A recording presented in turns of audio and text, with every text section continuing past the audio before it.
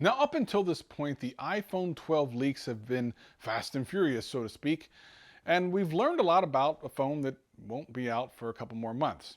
Or at least we think we've learned something about a phone that won't be out for a couple months. I mean, we've heard a lot over the last couple of months, and we've even heard some new stuff as of recently.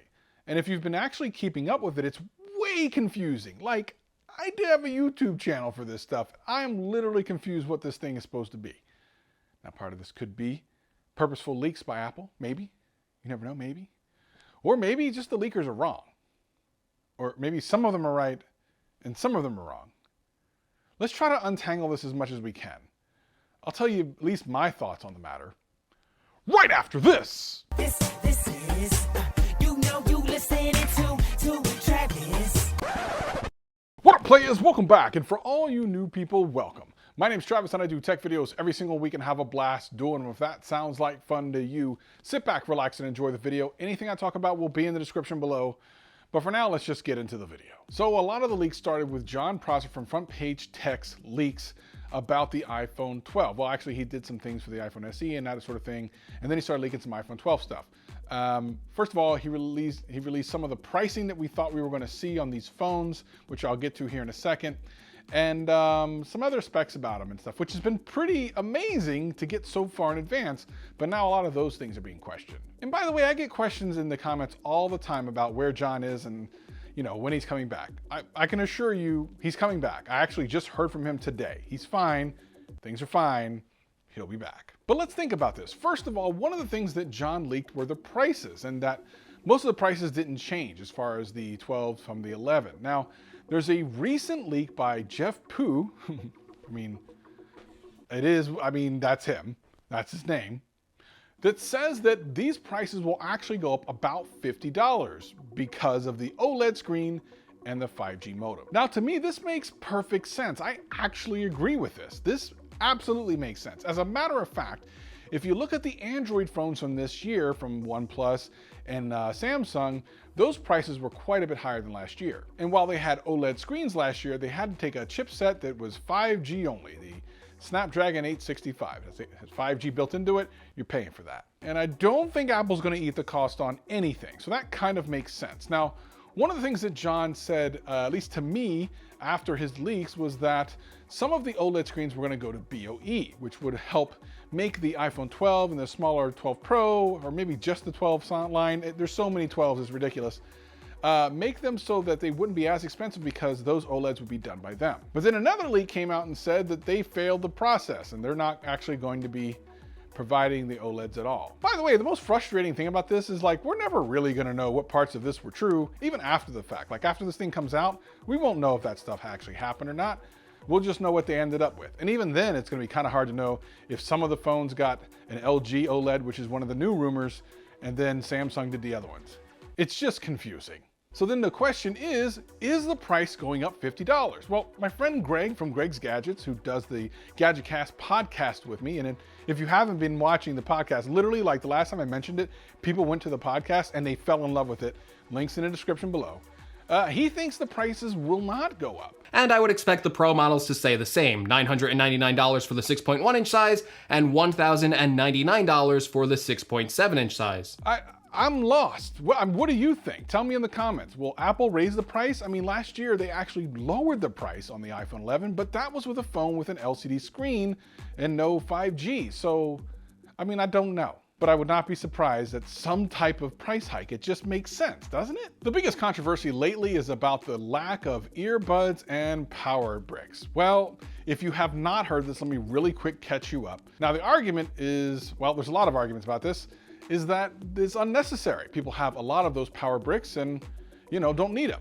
I actually know someone who has an entire family's worth of Apple products and they have one power adapter, just one. The other one's got lost or whatever, broken. So what happens when they buy one new phone? Now they have two, but two for like 5 phones. So I don't know if that argument holds water, especially when it comes to the baseline iPhone 12. If they skip out on the power brick on the iPhone 12, which are the more kind of reasonably priced phones, people like that don't necessarily have all the same things that maybe you and I have with like power bricks and power stations and all the things that I know I got around here. I got I got a solar powered 10,000 milliamp hour battery thing right over there. But not everyone has that. So is that going to be something that they're going to be upset about? I would think so. Now, a lot of people do have adapters, do have power adapters, but I'm also concerned for those people when they're in a store, especially like an Apple store, and they go, there's no power brick in there, you're gonna have to buy a new one. If you've looked at Apple's website, you'll notice that theirs aren't exactly cheap. And that's an easy upgrade for someone in a store to say, you need this because it's made by Apple.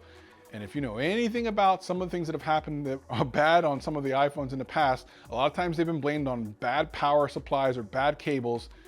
That's just an easy sale for someone who's, you know, working for the Apple store or Best Buy or whatever. You just tell them, hey, there was this article a while back, someone's iPhone blew up, you might want to buy this $30 charger. So I'm not super excited about that. Does it keep people from then adding to e-waste? Sure, but I just don't know. So the iPhone Pro series makes sense to me because those people that are going to spend that much money on a phone likely do have a lot of ways to charge their phone.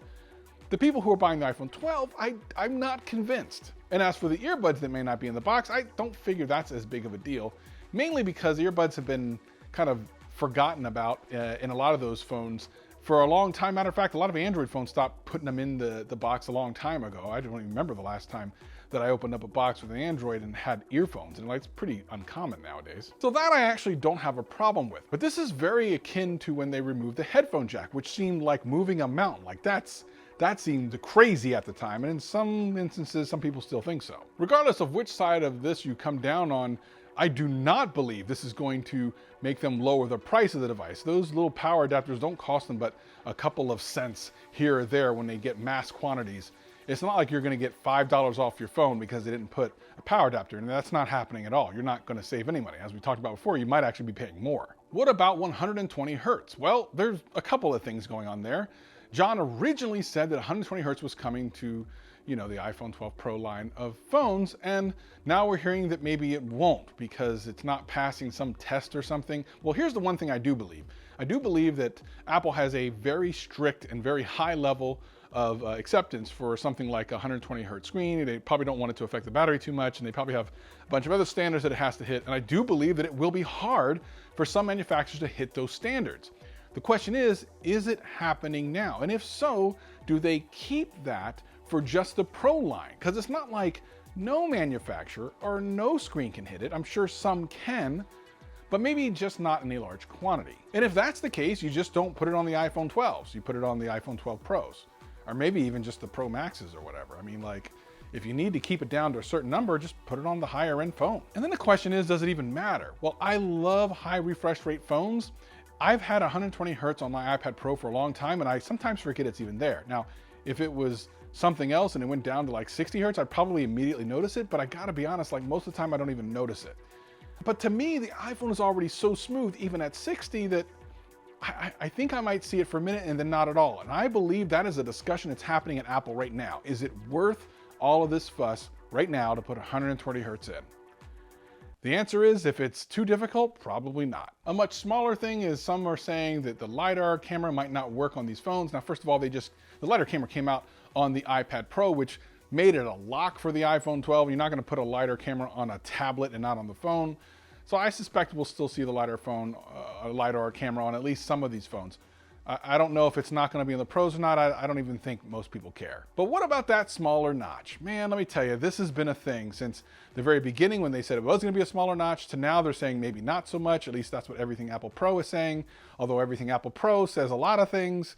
He says some things some days and some things in other days. And I'm not hating on him about it, but it kind of is what it is. What do I think? Well, I'm pretty sure that that's been figured out a long time ago. Like, you need to know the technology that goes into that notch and whether or not it's going to work. You're not going to be figuring this out 2 months out from whatever the launch is going to be. I mean, we know that the launch is normally in September. We're going to be in August here real soon. And we know that it might be delayed until October. But regardless, it has to be finalized. The hardware has to be finalized probably this month at the latest. And then you got to start manufacturing and getting the software on it and the flashing and all the things. This hardware's got to be just about done by now, which means very soon we might have the final leaks, the leaks that tell us the real story, like everything. The RAM, which we've heard different things about, the battery life, the 120 hertz, the smaller notch. Does it work better with Tinder? I don't know. And will TikTok be on it? I mean, will TikTok even be around by then? Who knows? The TikTok's in trouble right now. I don't know if y'all have been watching the news. Regardless of everything, this has been a very confusing time. I guess when I look on it, I think, I don't know if leaks are even that fun anymore. Like, they are fun when you realize that some of them can be true, but when you start getting competing information that completely goes against the one thing you heard a week ago and it makes it completely impossible this week, it's just not fun. It makes my head hurt. Tell me in the comments below, do you like this or not? I made a video about some things that John told me a while back. You can check that out like right here, but I have some other videos if you're not really into that whole iPhone 12 thing right here that you might like. I'll see you next time. Peace and love. Peace and love.